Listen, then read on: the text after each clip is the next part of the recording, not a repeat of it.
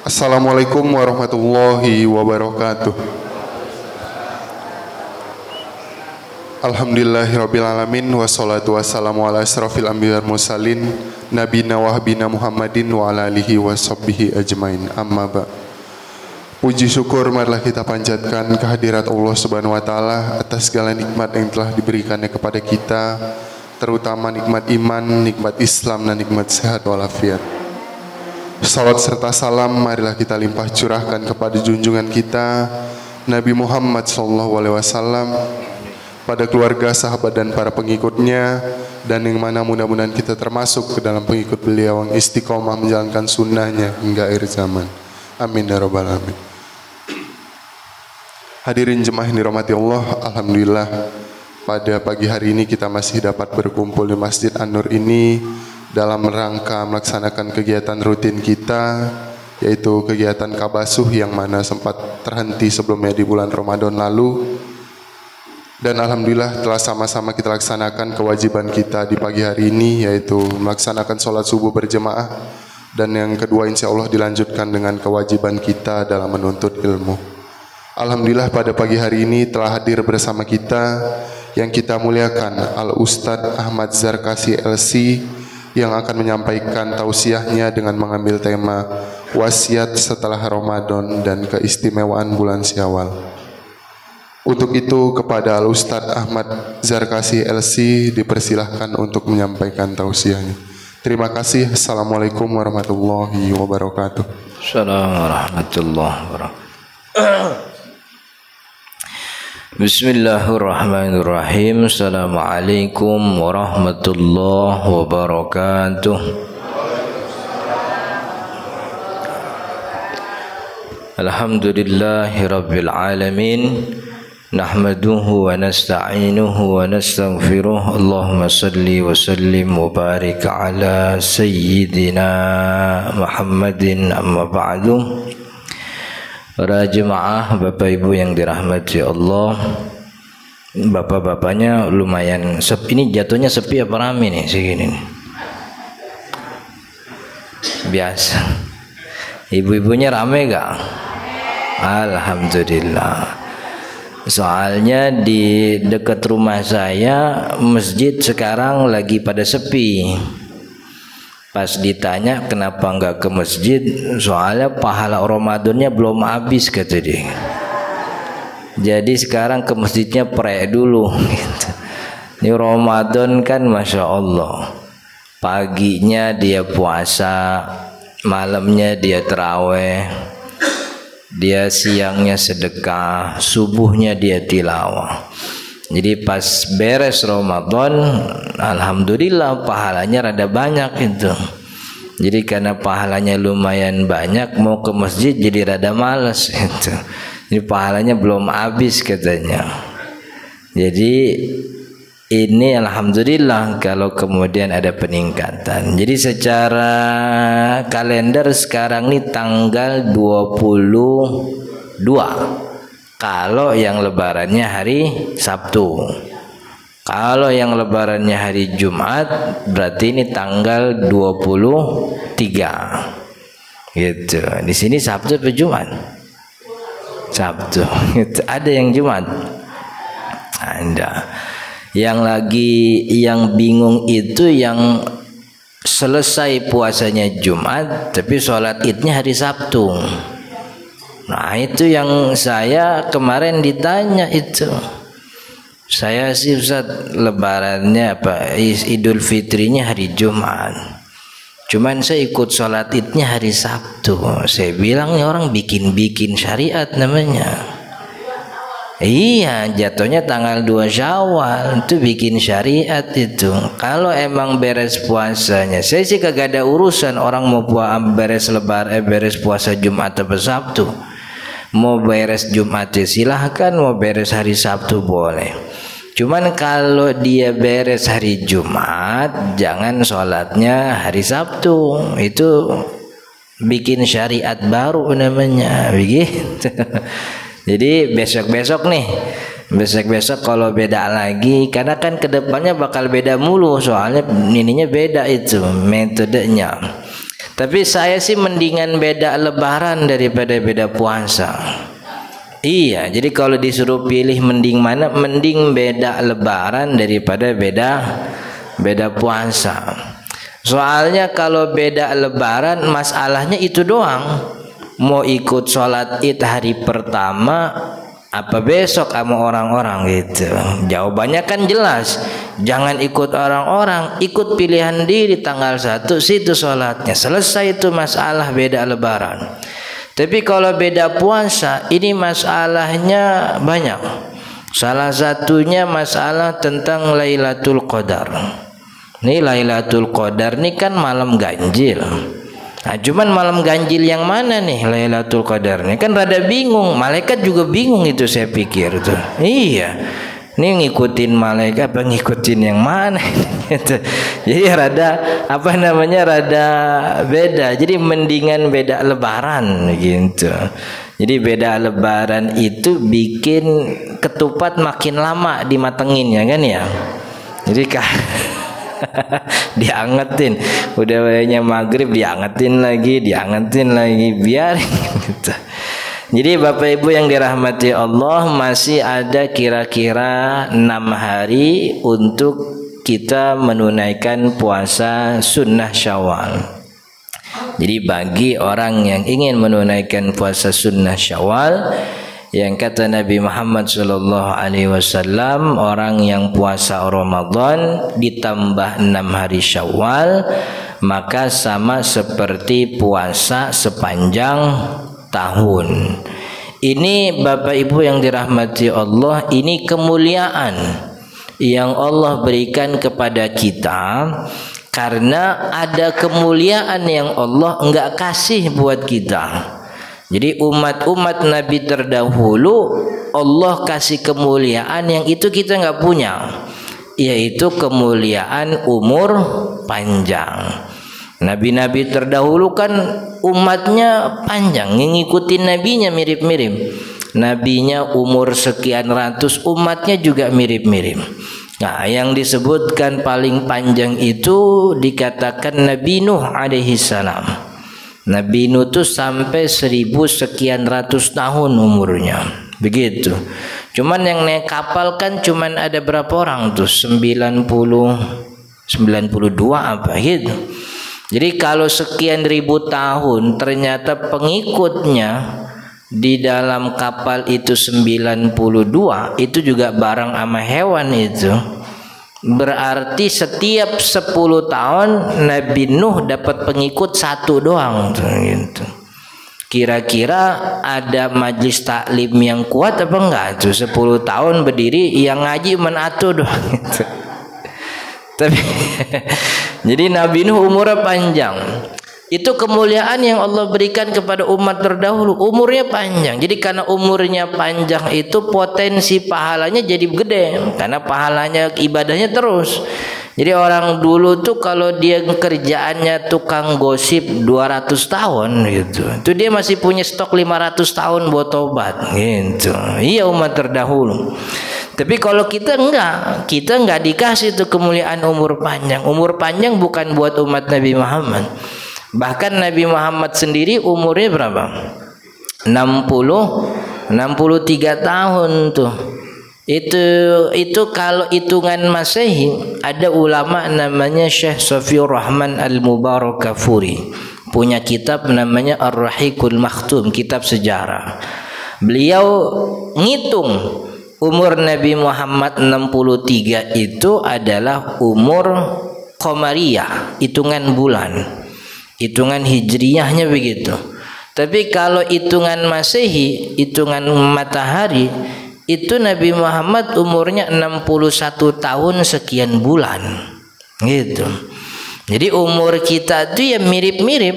Malah Nabi Muhammad SAW menyebut, kata Nabi Muhammad, umur umatku itu antara 60 sampai 70 segitu aja.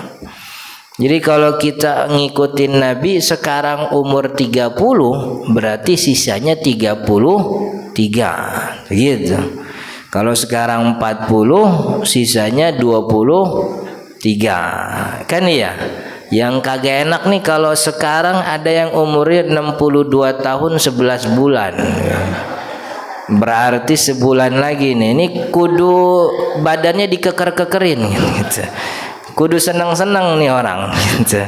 Pokoknya nggak boleh ada pantangan. Makan apa aja yang enak buat dia gitu. Udah sebulan lagi soalnya gitu.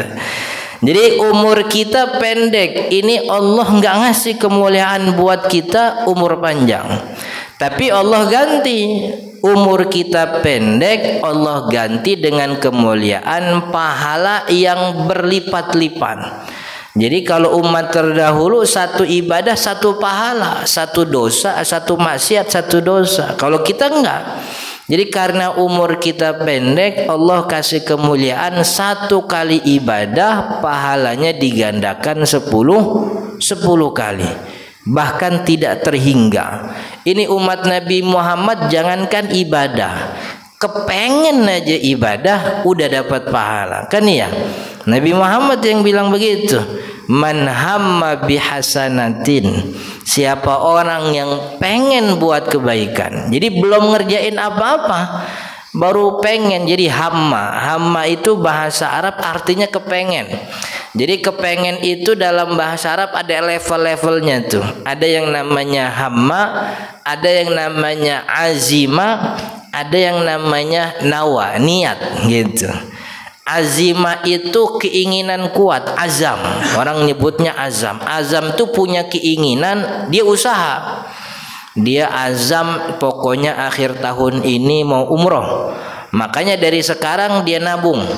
10.000, 100.000, 20.000 itu berarti keinginan yang dibarengin usaha, namanya azam tuh. Ada namanya niat. Kalau niat itu udah langsung ketemu sama ibadahnya. Jadi ibadah sama niat nempel. Tapi kalau hamma itu baru terbesit aja dalam otak tuh namanya hamma. Jadi kata Nabi Muhammad, man hamma bihasanatin. Siapa yang pengen kebaikan. Jadi lagi nongkrong di rumah dapat WhatsApp, ntar besok subuh ada pengajian. Besok subuh sholatlah di masjid. Itu pengen doang itu. Itu udah dapat pahala itu. Umur kita pendek tapi pahala gampang kita dapat. Itu kemuliaan yang Allah berikan. Kalau udah dikerjain itu ibadah, fa kutibat lahu bi asyri amsalihha. Itu ibadah digandakan 10 kali lipat. Makanya kan orang yang puasa Ramadan tambah Syawal seperti puasa setahun penuh. Puasa Ramadan 30 hari.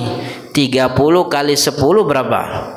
300. Syawal 6 hari berarti 60. 300 tambah 60 itu berarti 360. 360 tuh jumlah hari dalam setahun. Jadi benar Nabi Muhammad itu orang yang puasa Ramadan tambah Syawal itu seperti puasa setahun, kan ya?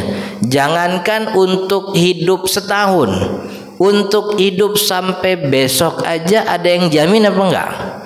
Enggak, tapi pahala kita udah dapat, kan ya? Kan kita nggak tahu nih pulang dari masjid apa masih hidup apa enggak, kan ya? Jangan-jangan pulang dari sini main ke mall, masuk lift, toto nyeblos di lift mati, kan ya? Kan yang di TV itu begitu. Nyeblos di lift kagak ada yang tahu, 3 hari itu mayat kagak ada yang tahu gitu. Berarti keamanannya tidur itu. Padahal depan CCTV ngelihat dia. Cuman kagak apa-apa, kan ya. Jadi umur kita kagak ada yang tahu, tapi pahala kita bisa melebihi umur kita. Itu kemuliaan. Bahkan sampai waktu yang udah kita lewati kagak ibadah bisa dapat ibadah. Ini contoh yang tadi kita kerjain. Nabi Muhammad SAW bilang orang yang sholat berjamaah begitu. Kemudian orang yang sholat subuh berjamaah maka dia seperti orang yang menghidupi satu malam penuh. Tadi malam sholat apa enggak? Sholat enggak? Yang sholat. Tapi kan tidur juga kan ya. Sholatnya cuma 5-10 menit sama zikirnya. Tapi kan dari jam 10, dari jam 9 kita udah tidur. Bangun jam 3:30, bangun jam 4 sholat. Jadi jam 9 sampai jam 4 itu ada berapa jam tuh? Ada 7 jam kita tidur. Itu kalau kita sholat berjamaah subuh, maka yang 7 jam tidur itu dihapus tidurnya, ganti jadi pahala oleh Allah. Begitu. Jadi orang yang sholat subuh berjamaah, maka satu malam penuh dia dihitung sebagai orang yang ibadah. Enak apa enggak tuh? Enak. Jadi umat Nabi Muhammad umurnya pendek tapi pahalanya gampang. Bahkan Nabi Muhammad bilang orang yang baca Quran 1 huruf aja, 1 huruf, maka pahalanya 10 kali lipat. Nabi Muhammad bilang, saya sih nggak bilang alif lam mim 1 huruf. Alif itu 1 huruf, lam 1 huruf, mim 1. Berarti kalau kita baca alif lam mim itu udah 30 pahala kita dapat. Jadi makanya besok-besok kalau rada males, alif lam mim aja diulang-ulang. Alif lam mim. Itu yang kita baca ayat Al-Qur'an itu. Jadi kalau niatnya sebagai baca ayat Al-Qur'an, insya Allah dapat pahala itu alif lam mim 30. Berarti kalau kita baca 30 kali udah 300 itu 900 itu jatuhnya kan ya. Jadi lumayan itu, bengong aja kan gitu di depan alif lam mim, alif lam mim. Orang lewat, ngapain Pak Haji? Oh, ngulang alif lam mim aja gitu. Emang ngapain itu? Tadi subuh kata Ustaz alif lam mim diulang-ulang jadi 100 pahalanya kata dia. Jadi ini kemuliaan nih. Maka itu ada perkataan yang apa istilahnya nih, apa namanya, jadi peringatan sekaligus jadi kabar gembira juga. Kata Sayyidina Ibnu Abbas, ini kalau di kitab-kitab tasawuf ini banyak nih diulang-ulang. Sayyidina Ibnu Abbas punya perkataan, beliau mengatakan menjawazal arba'in, siapa orang umurnya udah 40 tahun lebih, walam yaglib khairuhu ala syarrih, tapi kebaikannya tidak bisa mengungguli keburukannya, falyatajahhaz makanahu finnar, maka siapin badannya buat masuk neraka. Kata Sayyidina Ibnu Abbas gitu.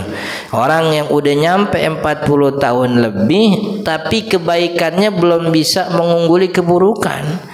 Padahal ibadah Islam gampang, tibang niat doang dapat pahala, zikir dapat pahala, niat baik dapat pahala. Udah nyampe 40 belum juga itu pahalanya mengungguli keburukan. Bahasa kitanya keker-kekerin badannya buat masuk api neraka, begitu kan ya. Soalnya dimudahin nih, gampang syariat Islamnya. Makanya itu perkataan Sayyidina Ibnu Abbas. Sebagian ulama bilang nih hadis Nabi, tapi untuk dikatakan sebagai hadis Nabi ini banyak perdebatan ulama. Artinya kalau kita mau percaya ya silahkan jadi motivasi.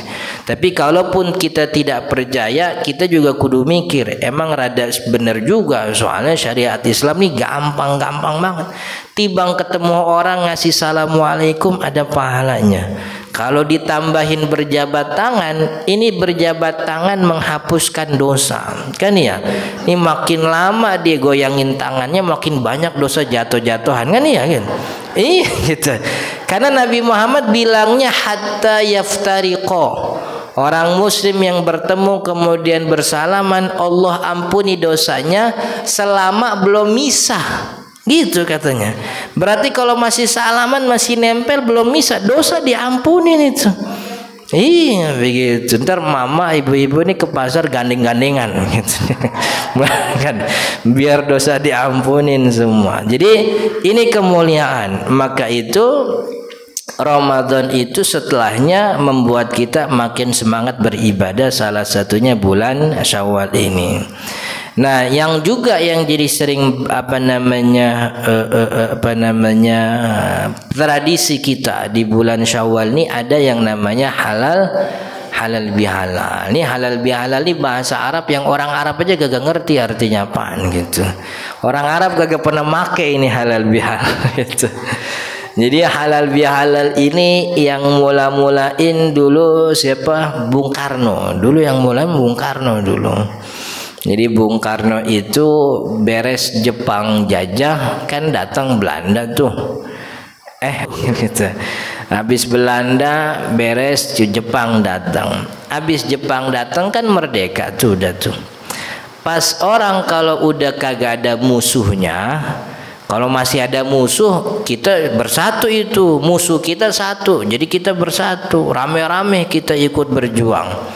Tapi pas musuhnya udah kagak ada, kita jadi kagak punya musuh. Orang kalau kagak punya musuh jadi musuh-musuhan ntar dia gitu kan ya, sama teman-temannya musuhan soalnya kagak ada musuh bersamanya ini. Maka itu Bung Karno momennya waktu itu emang momen lebaran. Maka kalau bahasa politiknya tuh bikin konsolidasi kan ya, rekonsiliasi. Ini biar elemen-elemen bangsa ini nyatu. Apalagi momennya baru ibadah puasa. Maka dicetuskanlah tuh nama halal bihalal. Bung Karno tuh yang mula-mulain. Diskusinya sama Kiai Haji Wahab Hasbullah. Kiai Haji Wahab Hasbullah tuh pendiri Nahdlatul Ulama, seangkatan sama Kiai Hasyim Asy'ari. Itu walaupun rada beda. Jadi banyak beberapa hal Kiai Hasyim begini, Kiai Wahab Hasbullah begitu. Jadi kalau bahasa kitanya Kiai Wahab Hasbullah tuh lebih modern. Kiai Wahab Hasbullah ngebolehin orang make dasi, make kemeja, make dasi. Yang dulu Kiai Hasyim Asy'ari kagak boleh. Soalnya itu budaya Belanda waktu itu. Nggak boleh. Make beduk. Kiai Hasyim Asy'ari kan kagak boleh make beduk gitu. Banyak itu yang berbeda. Tapi ini jadi pendiri Nahdlatul Ulama. Kiai Wahab Hasbullah bilangnya bagus nih halal bihalal nih. Halal itu kan artinya boleh. Artinya kalau dari sisi bahasa halal itu bentuk adjektif, kata sifat dari yang namanya ahalla yuhillu, artinya menghalalkan, membolehkan, meniadakan ketidakenakan. Udah kagak usah kagak enak, kerjain aja, itu namanya halal tuh. Jadi maksudnya halal itu kita semua ini saling memberikan kebolehan. Jadi dulu saya pernah ngatain sampean nyakitin hati, saya minta dihalalin, dibolehin. Jadi saling membolehkan. Halal itu juga punya akar kata yang sama dengan kalimat al-hil. Al-hil itu ngebuka ikatan. Ada ayat Al-Qur'annya Rabbi syrah li sadri wa yassir li amri wahlul. Nah, gitu wahlul. Ya Allah, isyrah li sadri, lapangkan dadaku, wa yassir li amri, mudahkan urusanku, wahlul, dan lepasin ikatan min lisani, dari mulutku, yafqahu qawli, biar orang yang dengar aku nih bisa paham. Itu kan zikir doa yang sering diajarin sama Pak Kiai kepada santrinya. Kalau mau liburan gitu, nanti diminta ceramah, diminta tausiah, nih doanya Rabbi syrah li sadri. Itu wahlul, itu ngelepasin ikatan. Jadi dulu orang sempit, terikat, lepasin ikatannya. Dulu orang terbatas, ada jagaannya, bebasin itu jagaannya. Itu namanya wahlul. Jadi halal bihalal itu saling membebaskan, saling menghalalkan, saling memberikan jalan, saling melepas ikatan, maksudnya melepas kesempitan, supaya kita sama-sama punya hubungan yang baik gitu. Jadi halal bihalal kalau dari sisi namanya sih emang kagak ada contohnya. Di hadis kagak ada namanya, di Al-Quran juga kagak ada. Tapi maksud daripada halal bihalal itu sesuai dengan ruh syariat kan ya. saling menghalalkan. Jadi kita tidak hanya terpaku pada nama, tapi juga isinya. Emang isinya bagus, namanya doang kagak ada gitu. Tapi isinya bagus. Kayak ada kan orang tuh yang di HP-nya tuh namanya Joni, itu di kontak HP-nya namanya Joni, pas kita telepon rupanya perempuan gitu. Bininya meriksa, nih Joni siapa, ditelepon mulu sama lakinya, itu Joni, dipencet itu Joni, yang ngomong perempuan rupanya gitu. Namanya Joni. Jadi kita jangan terjebak sama namanya. Biar namanya bagus, kalau isinya jelek kita tinggalin. Kan ya, kan bunga kan bagus, itu bunga kurang cakep apaan. Tapi kalau ternyata itu hasil daripada transaksi yang haram, jangan kita ambil. Itu namanya kebatilan yang dibungkus sama nama baik gitu. Nah biasanya nih Bapak Ibu yang dirahmati Allah, kalau lagi halal bihalal, kemudian biasanya kan makan-makan nih. Nah kalau kita lagi puasa gimana nih? Lagi puasa Syawal nih. Kalau kita puasanya puasa qadha, kemudian ada acara halal bihalal, atau mungkin kita masih silaturahmi lebaran, kan ya? Kan lebaran kan kagak beres-beres sampai kapan juga kan ya. Orang udah 2 bulan dia telepon cingnya, cing mau lebaran nih belum sempet, besok cing ada di rumah gitu. Itu udah 2 bulan itu. Rengginang juga udah pada kempes lagi kan ya. Itu kita nih lagi puasa. Kalau puasanya puasa wajib nggak boleh dibatalin. Puasanya wajib. Lagi puasa qadha nih wajib, nggak boleh asal makan, disediain makan nggak boleh makan, karena puasanya wajib. Yang jadi masalah nih kalau puasanya puasa sunnah gitu. Kalau puasa sunnah boleh nggak usah dibatalin. Sebenarnya pembatalan ibadah puasa sunnah tuh memang ada ulama yang bilang boleh, nggak apa-apa, kan puasa sunnah. Kata Nabi Muhammad, as-shaimul mutatawwi, orang yang puasa sunnah, aminu nafsihi, dia itu penjaga dirinya sendiri. Penjaga dirinya sendiri itu maksudnya terserah dia. Dia mau terusin puasa dapat pahala, mau batalin nggak apa-apa. Puasanya sunnah gitu.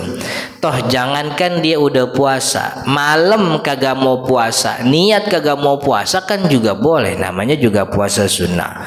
Maka itu tidak ada dosanya kalau dia membatalkan ibadah puasa sunnah.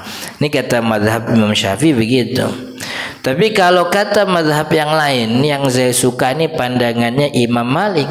Orang kalau udah puasa sunnah, walaupun puasanya sunnah, itu kagak boleh dibatalin kecuali darurat. Darurat tuh ya badannya membahayakan, diterusin puasa nih bahaya. Pokoknya ada kesehatan yang terganggu kalau dia terusin puasa. Kalau puasa sunnah nih, jadi jangan dibatalin kecuali darurat. Soalnya kalau darurat nih jangankan puasa sunnah, wajib aja kudu batal kalau yang namanya darurat. Jadi kalau orang sudah puasa, masuk ibadah puasa, jangan batalin. Kata Allah, wala tubtilu a'malakum. Jangan kalian batalkan amal-amal kalian. Begitu. Kemudian dulu juga ada ceritanya Sayyidah Aisyah sama Sayyidah Hafsah, 2 istri Nabi Muhammad puasa sunnah. Cuman karena waktu itu ada tetangganya yang datang gitu. Jadi Nabi Muhammad sama kayak kita nih bertetangga. Ada tetangga yang datang bawa makanan. Bahkan Nabi Muhammad yang ngirim makanan tuh bukan cuman tetangga yang Islam. Tetangga orang non-muslim Yahudi pernah datang ke rumah Nabi Muhammad bawa daging sembelihan ngasih buat Nabi Muhammad. Itu juga kemudian di situ bolehnya kita makan daging sembelihan dari kalangan ahlul kitab. Ahlul kitab tuh orang Yahudi sama Nasrani. Karena dulu Nabi Muhammad pernah dibawain daging unta sembelihan, yang nyembelih orang Yahudi. Datang ke rumah Nabi Muhammad, yang nerima Sayyidah Aisyah. Sayyidah Aisyah digeletakin aja di dalam itu, belum mau nyentuh, belum mau makan. Lalu datang Nabi Muhammad, ditanya, Nabi, ini tadi dikasih sama tetangga kita, orang Yahudi. Cuman saya belum berani makan karena saya nggak tahu dia nyembelihnya bismillah apa kagak. Kan gitu. Lalu kata Nabi Muhammad, samillah wa kuli. Baca bismillah, makan, boleh. Maka itu ada syariat, dalam syariat kita tuh sembelihan ahlul kitab halal bagi kita. Sembelihan ahlul kitab tuh orang Yahudi, Nasrani. Yahudi sama Nasrani sekarang orang Kristen gitu. Itu halal bagi kita. Yang haram itu sembelihan orang musyrik. Jadi orang kafir ada dua, ada musyrik, ada ahlul kitab. Ahlul kitab tuh yang dapat wahyu dari langit, yaitu Yahudi, Nasrani. Itu namanya ahlul kitab. Sedangkan musyrik itu yang tidak punya kitab samawi. Dia nggak dapat Zabur, dia nggak dapat Taurat, dia nggak dapat Injil. Zabur, Taurat udah nggak ada. Maksudnya umatnya udah nggak ada. Sisanya Injil doang nih yang masih ada. Walaupun banyak perubahan, tetap disebut ahlul kitab. Selain umat yang dapat kitab samawi, dia bukan Islam, tuh namanya musyrik. Orang Buddha, orang Hindu kan ya, kitabnya tahu dari mana kan gitu. Pokoknya dia bukan ahlul kitab. Kalau bukan ahlul kitab, sembelihannya haram, nggak boleh dimakan gitu. Jadi sembelihannya haram. Nah, itu syariat tuh. Jadi Nabi Muhammad bertetangga banyak itu yang ngasih, dan Nabi Muhammad emang orang baik dalam hal bertetangga. Kita juga mestinya nyontoh begitu gitu. Kenapa Nabi Muhammad banyak yang ngasih itu tetangganya? Karena beliau orangnya baik sama tetangga. Maka kita juga begitu tuh. Jadi kalau sama tetangga minimal yang dekat kiri kanan tuh, kalau kita masak apa-apa dibanyakin, kasih begitu. Kalau jangan sama tetangga musuhan gitu. Karena ada yang dimusuhan sama tetangga gitu. Jangan tuh kagak dapat apa-apa, rugi gitu. Jadi tidak menguntungkan sama sekali. Kan kita kalau sama tetangga hidupnya akur kan enak kan ya. Jadi anak kita jatuh dibangunin sama tetangga kita. Tapi kalau kita musuhan, anak kita jatuh dibiarin aja. Anak kita main sepeda nih, nabrak pagar dia, itu yang dielapin pagarnya tuh, bukan anak kita yang ditolongin gitu. Itu orang kan gitu, orang Indonesia kan gitu. Orang Indonesia tuh kalau udah gedeknya diturunin gitu, tahu diturunin. Anak-anaknya juga suruh gedek sama orang itu. Lu jangan main sama anaknya dia. Kenapa? Gua gedek sama bapaknya gitu. Padahal yang musuhan dia, anaknya suruh ikut gedek juga gitu kan, nggak bagus itu. Itu yang bikin musuhan tuh jadi turun-temurun, kagak beres-beres. Kita nurunin itu permusuhan ke anak-anak kita. Nah, budaya kayak gitu tuh kita hapus gitu. Mau berteman sama siapa kek silahkan. Yang penting jangan sampai ada maksiat dikerjain, ada kewajiban ditinggalin kan gitu. Tapi kan bapaknya kagak demen sama ayah, biarin gitu. Dia main kagak demen, tapi ayah mah tetap yang namanya sama umat Nabi Muhammad kudu saling gitu. Jadi kita hapus itu budaya saling menurunkan permusuhan gitu. Kan itu kan terjadi. Ada orang nggak suka sama adiknya, anaknya dibilangin lu jangan main sama encing itu kan gitu. Padahal saudara tuh. Tapi begitu. Jadi maka itu budaya itu kita hapus dari kita nih gitu. Anak-anak kita jangan sampai punya kebencian kepada siapapun yang kita benci begitu. Jadi harus punya dasar. Orang kagak boleh demen, kagak boleh benci kecuali sebabnya karena Allah gitu. Gua sih kagak demen sama dia, bukan orangnya, kerjaannya gua nggak demen. Emang kenapa? Ya habis orang-orang pada sholat dia nongkrong aja kan gitu. Jadi kagak demennya tuh punya landasan syariat karena meninggalkan syariat gitu. Sampai mana tuh tadi ceritanya? Sayyidah Aisyah sama Sayyidah Hafsah dapat makanan dari tetangganya. Padahal sedang puasa sunnah waktu itu, puasa Senin kalau nggak salah. Tapi karena ada makanan, akhirnya beliau berdua makan, batalin puasanya makan. Kemudian kata Nabi Muhammad, iqdiya yauman makana. Besok qada ya gitu. Udah puasa dibatalin, besok qada ya. Padahal puasanya sunnah. Adanya perintah qada itu berarti larangan untuk membatalkan puasa sunnah. Maka itu jangan dibeni. Saya suka pendapat ini supaya kita tidak meremehkan ibadah. Walaupun ibadahnya sunnah, beresin sampai selesai. Nah, tapi kalau kita lihat di kondisi kita nih di Indonesia nih, kebanyakan masyarakat kita mungkin kalau urusan boleh batal apa nggak batal nih kita lihat aja. Kalau kita sedang puasa sunnah, kemudian kita bertamu kepada tuan rumah yang sudah nyiapin makanan buat kita. Artinya nyiapinnya tuh udah benar-benar nyiapin. Dia beli ayam, dia beli daging, bahkan dia panggil tukang masak begitu. Dia dengar katanya fulan mau kemari nih, oh kita masak begitu. Dia belanja ke pasar. Ini pas kita datang kita bilang, Bang Haji, mohon maaf saya lagi puasa. Nyakitin apa enggak tuh? Nyakitin tuh, orang udah beli ayam gitu. Itu duit mestinya buat dikumpulin beli emas lagi buat bininya, jadi beli daging tuh kan ya. Gara-gara kita mau datang. Ini kan kita punya kewajiban sesama muslim tuh idkhalus surur. Apa idkhalus surur tuh? Saling memberikan kegembiraan. Jadi maksudnya jangan ngecewain lah. Orang kalau udah nyediain makan gitu. Maka kalau emang sudah disediakan dan ini akan menyakiti perasaan tuan rumah, mending makan aja. Puasa sunnahnya dibatalin. Kenapa Ustaz? Kewajiban kita untuk menggembirakan sesama muslim. Sedangkan puasa sunnah nggak ada masalah. Artinya dibatalkan tidak berdosa. Ada pendapat Imam Syafi'i kan gitu. Itu kalau memang tuan rumahnya udah effort besar, udah ngeluarin biaya gitu. Kalau kita nggak makan tuh sakit hati. Tapi kalau tuan rumahnya nggak nyiapin apa-apa gitu. Jadi kita datang, cing, besok mau lebaran nih, mau ke rumah, ya udah main dah gitu. Pas datang disediain nastar, kacang, ketapang. Yang dia datang kagak datang, emang nastar udah ada di situ dari dulu gitu. Itu janjian nastar dari lebaran kemarin kagak habis-habis gitu. Kan iya. Jadi tuan rumah tuh kagak nyiapin apa-apa. Cuman nastar doang, pinggirnya ada kaleng kongwan gitu. Kaleng kongwan isinya keripik gitu. Ini tuan rumah nih gak nyiapin apa-apa. Itu nastar, ketapang, kue, kacang itu emang ada di situ dari dulu begitu.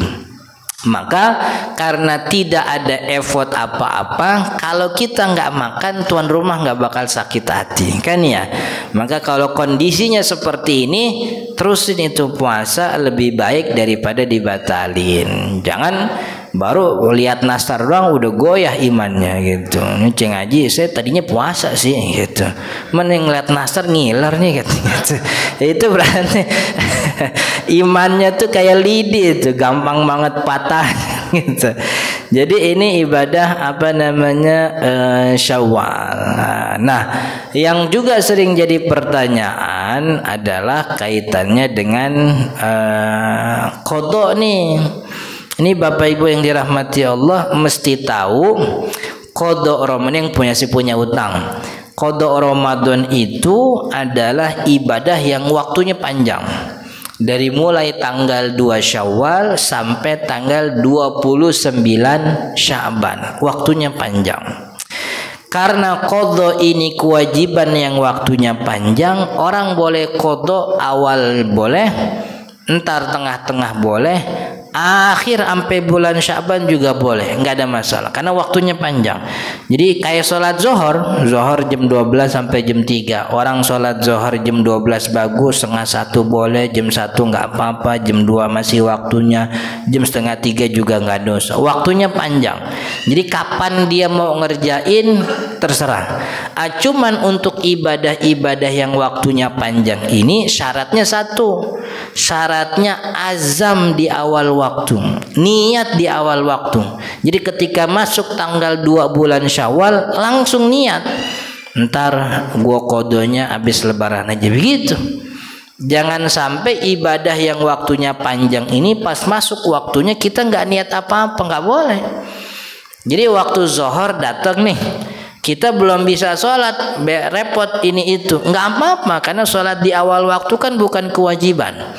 Yang wajib tuh sholat di waktunya, kan gitu. Itu sepanjang 3 jam tuh waktu sholat zuhur. Tapi ketika masuk waktu zuhur, kewajibannya apa? Kewajibannya niat. Ntar nah gue sholatnya jam 12:30 begitu. Ntar gue sholatnya jam 2 dah gitu. Maka ketika dia sudah azam, sudah nyiapin kapan waktu sholat, kemudian meninggal dunia, nggak dikatakan meninggalkan kewajiban, karena dia sudah menunaikan kewajiban. Karena apa kewajiban? Kewajibannya kepengen, itu azam. Karena waktu ibadahnya panjang, maka yang diminta di awal waktu tuh azam, kepengenan kapan dia ngerjain gitu. Maka qada Ramadan juga sama. Jadi bapak ibu yang punya qada, kalau belum punya azam, azam dari sekarang.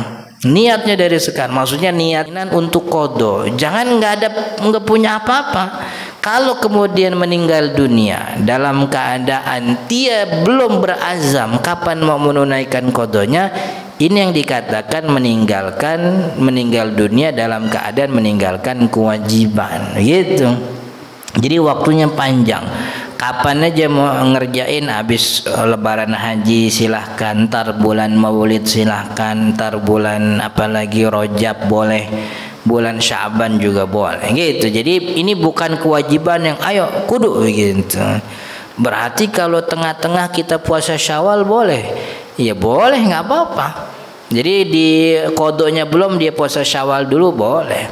Cuman kan kata Nabi Muhammad kan orang yang puasa Ramadan sama Syawal itu setahun penuh. Soalnya Ramadannya lengkap. Jadi kalau Ramadannya baru 20 hari, kemudian dia puasa Syawal 6 hari, pahalanya kagak setahun itu. Soalnya 20 kan 200 tambah 6 260. Itu kurang 100 hari. 100 hari itu 3 bulan. Jadi mestinya dapat pahala sampai Desember, pahala sampai September doang itu. Kan ya, kurang setahun tuh. Kurang 3 bulan ini ya. Jadi pahalanya nggak dapat gitu. Jadi bagusnya beresin dulu qada baru puasa sunnah. Kalau dibarengin Ustaz, niatnya dibarengin. Jadi mau qada juga, mau Syawal juga, boleh apa enggak? Boleh, enggak ada masalah. Jadi orang mau qada sekaligus puasa sunnah. Jadi kalau ibadahnya wajib sama sunnah boleh digabung. Puasa sunnah sama sunnah boleh digabung. Puasa wajib sama wajib nggak bisa digabung. Wajib sama wajib nggak boleh. Yang bisa itu wajib sama sunnah. Nah karena ada misalnya nih besok hari Senin, mau qada sekalian Senin sekalian Syawal, berarti ada puasa qada, puasa Syawal, puasa hari Senin. Mana yang paling tinggi? Yang paling tinggi qada, maka niatnya pakai yang paling tinggi. Jadi kalau ibadahnya digabung, cari yang paling tinggi. Yang paling tinggi ini yang wajib nih qada, maka niatnya tuh qada. Karena niatnya qada maka kudu dari malam gitu. Tapi kalau dia niatnya Senin doang, ya Senin aja dapat pahalanya. Qada nggak dapat. Karena niatnya rendah, maka niat yang paling tinggi yaitu niatnya qada. Kalau dia niatnya qadanya gugur, artinya dilaksanakan, sunnah Syawalnya dapat, sunnah Seninnya juga dia dapat. Begitu.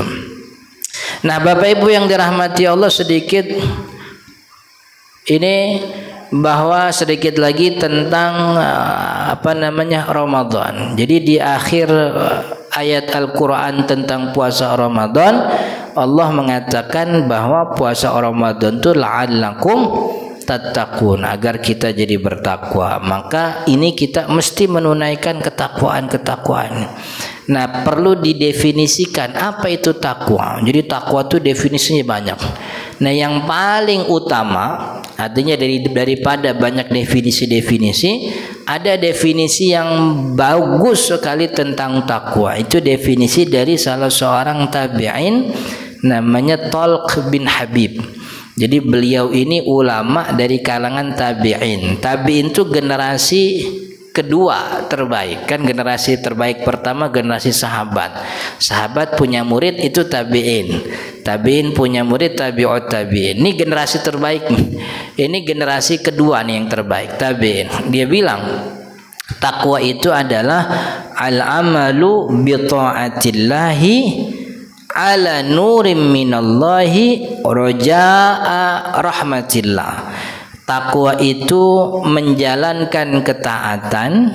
Takwa menjalankan ketaatan dengan cahaya dari Allah dan berharap rahmatnya Allah. Menjalankan ketakwaan dengan ilmu yang dari, jadi maksudnya takwa itu kita ngejalanin takwa, ngejalanin ibadah, tapi pakai ilmunya dari Allah. Nah, ilmu dari Allah mana? Ada Al-Quran, ada hadis Nabi. Gimana biar kita bisa paham? Lewat para guru. Makanya biar dapat ini definisi takwa benar, ibadahnya harus sesuai dengan tuntunan. Jangan asal ibadah tuh kayak kemarin orang lebarannya Jumat, sholatnya hari Sabtu. Nah, ini kan kagak ibadah, ini bukan takwa itu namanya. Karena dia ibadah tapi tidak dengan cahaya dari Allah, gitu. Kagak ada ulama yang bilang nggak apa-apa sholat Idul Fitri tanggal 2 aja, nggak ada. Gitu. Jadi takwa itu menjalankan ketaatan dengan cahaya dari Allah, maksudnya ada ilmunya, ada landasannya, roja'a rahmatillah. Dan ketika ibadah yang dia harapin cuman satu, rahmatnya Allah. Urusan orang muji kagak ada urusan. Orang bilang bagus saya kagak dengerin. Yang saya urusin ketika ibadah cuman ngarep Allah ridho, gitu. Jadi maksudnya ibadah yang dia kerjain itu memang ikhlas, hanya berharap kepada Allah aja. Landasannya ilmu, harapannya ridho Allah, begitu. Jadi kalau orang menjalankan ibadah tanpa landasan ilmu, lalu ibadahnya dikerjain berharap ada pujian, berharap dapat hal-hal keduniaan, belum dapat yang namanya ketakwaan. Karena takwa itu menjalankan ibadah dengan cahaya dari Allah yang berharap hanya kepada rahmat Allah. Sebaliknya juga sama, meninggalkan kemaksiatan dengan cahaya dari Allah, ninggalinnya pakai ilmu begitu. Dan berharap dan takut meninggalkannya karena sebab takut terhadap azabnya Allah, siksanya Allah Subhanahu wa ta'ala. Jadi ini definisi takwa yang mesti kita pegang. Menjalankan ketaatan dengan ilmu dan berharap ridho. Meninggalkan kemaksiatan dengan ilmu karena khawatir murkanya Allah. Begitu. Saya kagak begini bukan takut sama sampean. Saya nggak begitu bukan takut sama fulan. Saya nggak ngelakuin ini karena saya khawatir murkanya Allah, gitu. Jadi semua yang dia kerjain, baik itu ibadah atau meninggalkan maksiat, cuman Allah yang dia harap. Dia ibadah pengen ridho Allah, dia ninggalin maksiat takut sama murkanya Allah. Nah, ini bikin kita jadi orang ikhlas, gitu. Ini kalau kita punya kayak begini nih, hidup jadi punya pegangan. Pegangannya dalam arti ada prinsip bahwa apa yang kata Allah bagus kita kerjain. Allah bilangnya buruk jangan dikerjain, gitu. Karena yang kita harap cuman rahmat Allah, khawatir murka Allah. Jadi Allah jadi standar, bukan apa kata orang. Ini Allah bilangnya bagus tapi orang-orang kagak ada yang demen, akhirnya kita nggak kerjain.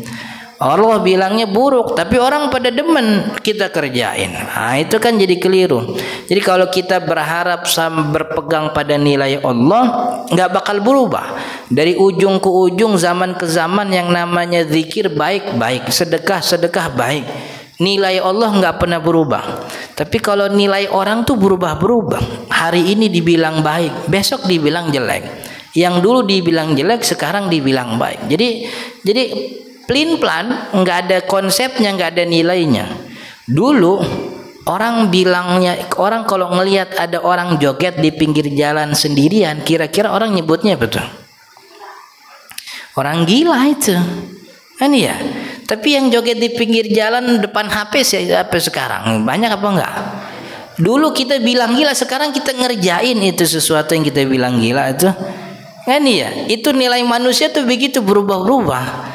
Makanya kalau kita nilai pakai nilai orang, ya akhirnya begitu. Jadi nggak punya nilai itu. Kemarin kita bilang, oh bagus nih. Cuman karena orang-orang bilang jelek, ya jelek ini nggak bagus. Kan begitu. Jadi berubah-berubah, tapi nilai Allah nggak pernah berubah. Maka bersandarlah hanya kepada Allah. Ibadahnya ngarep ridho Allah, ninggalin maksiat karena khawatir murkanya Allah. Mudah-mudahan bermanfaat. Sampai udah ya, jam syuruk jam berapa nih? Jam 5 udah lewat. 5:51 dah. Jadi masih beberapa menit. Kalau ada yang mau bertanya silahkan. Berkaitan dengan apa yang tadi kita sampaikan tentang Syawal dan juga nasihat ba'da Ramadan membuat kita jadi orang yang takwa. Maka definisi takwa itu mesti direnungi. Menjalankan ketaatan dengan ilmu, berharap ridha Allah, meninggalkan maksiat juga dengan ilmu, khawatir terhadap murkanya Allah Subhanahu wa taala. Ada pertanyaan Bapak Ibu berkaitan ya, silahkan Pak Ji.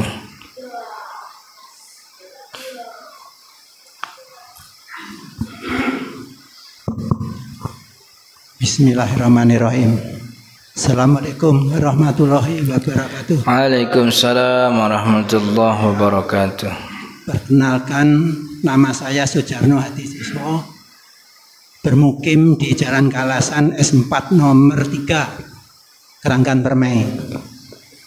Masih dalam suasana lebaran, mohon maaf lahir dan batin kepada guru kita Ustadz dan para jamaah An-Nur.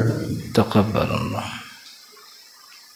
Menanggapi yang tadi sudah diuraikan oleh guru kita Al-Ustadz berkaitan dengan masalah pahala yang kalau puasa wajib 30 hari ditambah 6 hari Syawal, pahalanya setiap hari puasa itu kan 10 kali, jumlahnya adalah 360 kali, sehingga disamakan dengan jumlah hari setahun, 1 tahun, sehingga pahalanya itu adalah yang tadi juga dikatakan bahwa gampang didapat pahalanya. Jadi puasa tadi itu puasa 30 hari plus 6 hari akhirnya dapat pahala besar sekali. Ya. Nah ini yang saya tanyakan Ustadz, berkaitan dengan situasi dan kondisi saya saat kemarin itu kan kebetulan juga full 30 hari. Alhamdulillah. Yang perlu kita garis bawah itu bagaimana kalau seandainya dalam 30 hari itu belentang-belentong, mungkin nggak mampu menjalankan ibadah wajib puasa bulan-bulan Ramadan, bisa nanti dikodok atau difidyah. Nah, bila mana artinya difidyah bagi saya adalah suatu kerugian. Nah, lebih beruntung kalau kita kodok. Nah, di dalam kodoknya ini ada kesempatan tanggal 2 Syawal sampai dengan 29 Syawal. Tapi ternyata kita juga belum bisa melaksanakan kodoknya tersebut, Ustadz. Jadi tidak bisa memenuhi utang puasa kita.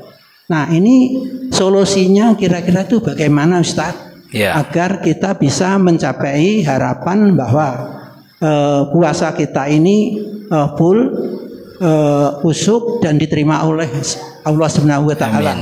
Amin. Terima kasih Ustadz. Assalamualaikum warahmatullahi wabarakatuh. Assalamualaikum warahmatullahi. Ya nih, pertanyaannya bagus nih. Kalau kemarin puasa ada yang bolong, perempuan biasanya haid atau juga melahirkan atau juga nyusuin. Kalau yang laki-laki biasanya sakit atau safar atau emang malas saja dia puasa begitu. Maka kewajibannya qada apa fidyah?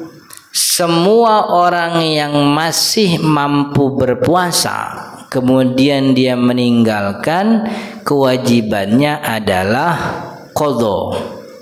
Kewajibannya adalah qadha. Jadi puasa lagi. Fidyah itu kewajiban hanya kepada orang tua yang tidak lagi mampu menahan lapar dan dahaga. Sudah uzur, sudah berapa? 70 tahun masih sehat. Pak Haji berapa umur? Oh kan masih sehat gitu. Sama kayak Roma Irama 75 masih manggung Roma Irama gitu. Kan ya lirik juga masih hafal gitu. Pak Haji kalau nyuling masih bisa niup suling. Misalnya udah 80 tahun berapa gitu. Emang nyontohnya rada susah. Saya kemarin waktu Ramadan itu ada iktikaf di Masjid Darut Tauhid Jakarta. Ketemu ada jemaah. Saya iktikaf bawa ibu saya, Ustaz. Oh, ibunya dibawa. Emang bisa? Maksudnya nggak repot? Oh, masih segar, Ustaz. Masih segar. Emang umur berapa? Umur 80 tahun. Masih bisa jalan. Kan ibaratnya kalau saya nih ke masjid bawa orang tua, itu saya bawa dorongan karena orang tua saya udah nggak bisa jalan bener gitu. Ini orang iktikaf bawa ibunya, pikiran saya repot banget ini orang kan gitu. Cuman kata dia, ibu saya masih segar, Ustaz. Emang berapa tuh umur 80 tahun, 80 masih puasa full puasa gitu. Jadi pokoknya kalau ada orang tua yang uzur, udah nggak mampu lagi puasa, akhirnya Ramadan nggak puasa. Kan yang namanya orang tua makin kesono kan makin tua, bukan makin muda kan ya. Maka dibebankan bukan qadha, dibebankannya bayar fidyah. Maka orang-orang yang masih sehat punya utang nggak puasa waktu Ramadan, maka itu gantinya adalah qadha. Nah, qadha itu waktunya dari tanggal 2 Syawal sampai 29 Sya'ban. 11 bulan. Panjang itu. Gimana kalau sepanjang ini enggak ketunaikan juga? Utangnya 10 hari, utangnya 5 hari. Di Syawal enggak ngerjain, Dzulqa'dah enggak ngerjain, Dzulhijjah sampai bulan Sya'ban masuk Ramadan. Kalau orang ini ninggalin qadhanya, artinya enggak qadhanya sebab tanpa uzur, ditanya, lu kan mestinya bisa qadha. Iya sih, terus kenapa? Tahu Ustaz malas gitu. Jadi nunda-nundanya malas, nunda-nundanya tuh karena ya kagak punya niat aja, pemuka malas. Kalau sudah masuk Ramadan selanjutnya, maka denda bayar fidyah. Ini orang punya utang 10 nih. Sampai masuk Ramadan 10-nya belum diqadha, maka setelah Ramadan itu 10-nya wajib diqadha plus bayar fidyah 10 fidyah. Jadi fidyahnya itu sebagai denda penundaan gitu. Denda penundaan. Tapi qadhanya tetap wajib. Jadi qadhanya tetap dilaksanain plus bayar fidyah karena penundaan masuk Ramadan. Tapi kalau dia menundanya karena uzur, punya utang 10 hari, masuk Syawal, kemudian sakit, pokoknya sakit macam lah banyak. Kemudian udah sehat, dok, saya punya utang, boleh gak saya qadha? Jangan dulu Pak Haji, Pak Haji belum stabil. Pak Haji sih emang kelihatannya udah sembuh, tapi nih kalau puasa masih bahaya. Jangan ditunda karena kata dokter nggak boleh, ditunda sampai masuk Ramadan lagi. Maka yang kayak gini nggak kena denda, utangnya tetap utang, dibayar nanti, cuman kagak ada dendanya karena penundaannya sebab sakit. Ibu hamil, waktu hamil nggak puasa, beres Ramadan ngelahirin, mestinya kan diqadha tuh puasa pas lagi hamil nggak puasa kan ya. Cuman kan pas habis lebaran dia nyusuin, uzur kan nggak puasa lagi. Masuk ke Ramadan selanjutnya hamil lagi dia, akhirnya nggak puasa. Jadi tahun ini hamil, habis itu nyusuin, tahun depan hamil lagi, begitu tuh gitu. Kata lakinya, mumpung masih muda Ustadz, biarin bikin yang banyak-banyak sekarang, ntar udah rada tuaan baru ngedein, katanya begitu. Itu kan dia nunda qadha itu, dia punya qadha tapi nunda sampai masuk, ada uzurnya. Apa uzurnya? Nyusuin. Yang kayak gini nggak dapat denda. Jadi yang dapat denda itu yang nunda tanpa alasan. Maka wajib qadhanya plus dendanya bayar fidyah. Begitu. Oke? Ada lagi? Ya Pak Ji, satu lagi.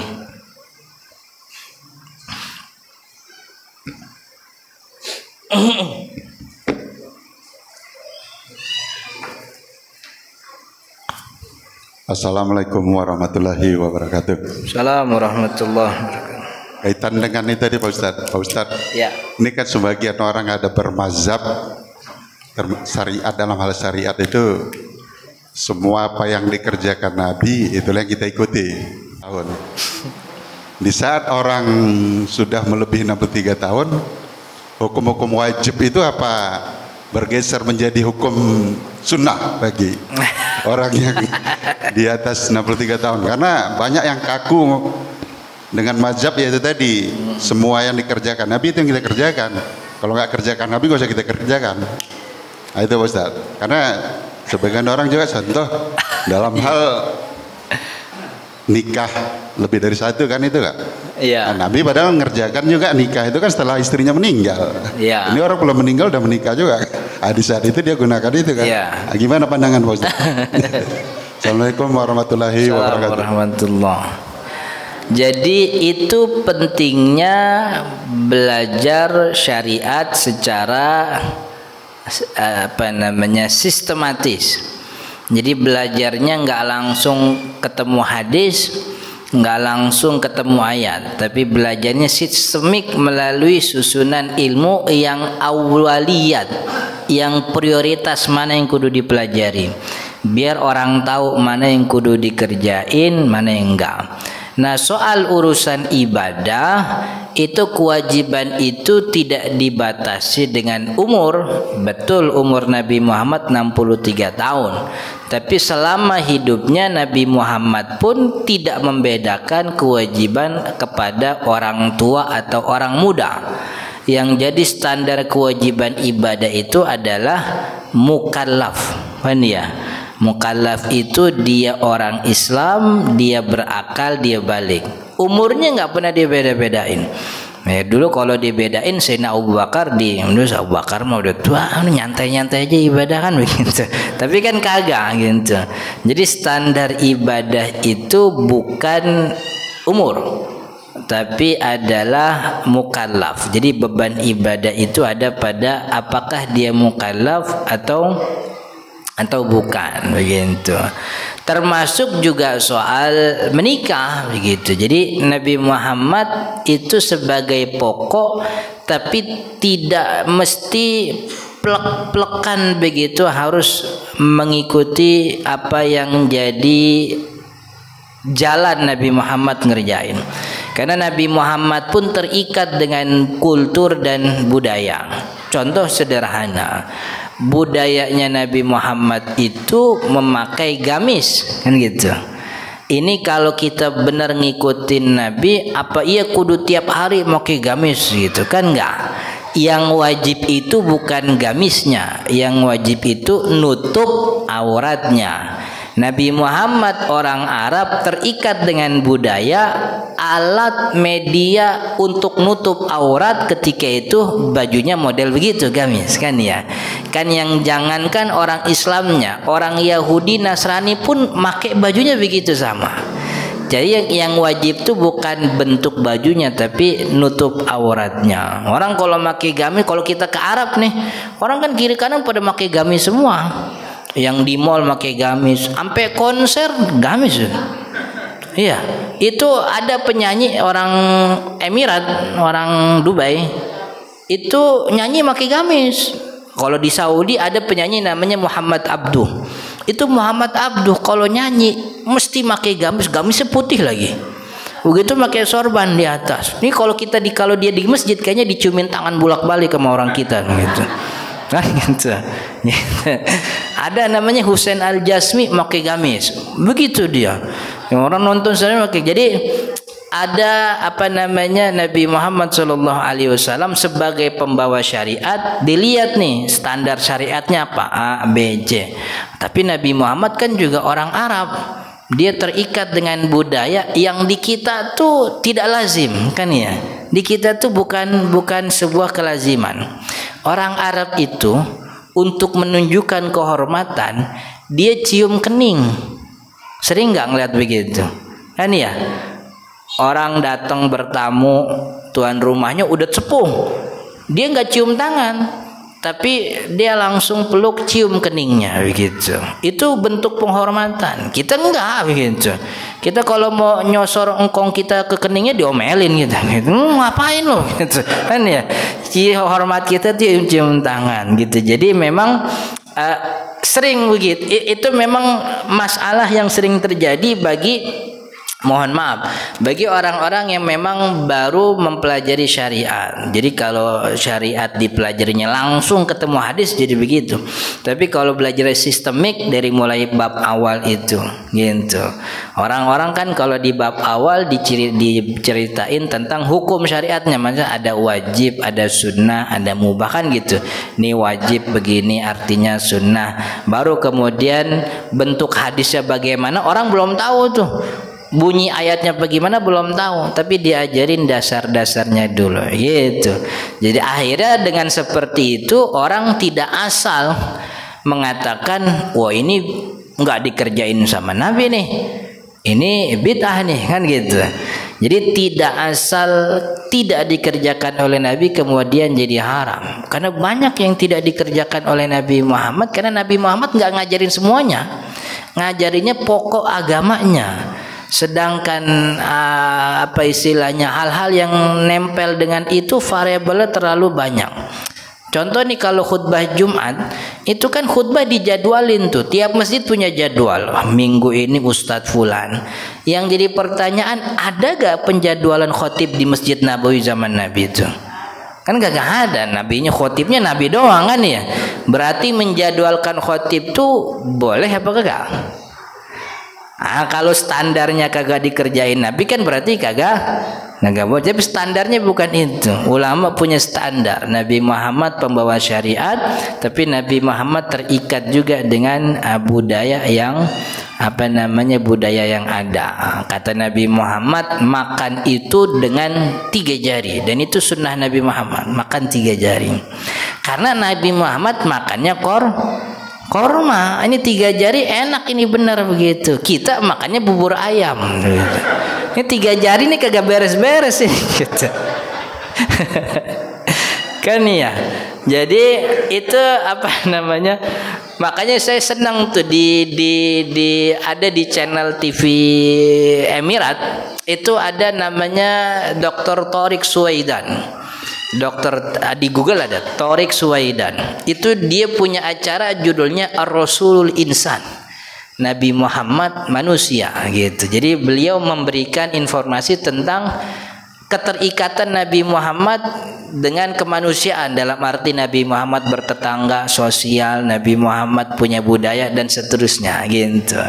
Jadi intinya bahwa ada contoh Nabi Muhammad sebagai pembawa syariat, ada contoh Nabi Muhammad sebagai orang yang terikat dengan budaya. Makanya ulama juga punya istilah kegiatan Nabi yang berkaitan dengan syariat namanya sunnatu huda. Sunnatu huda, sunnah petunjuk.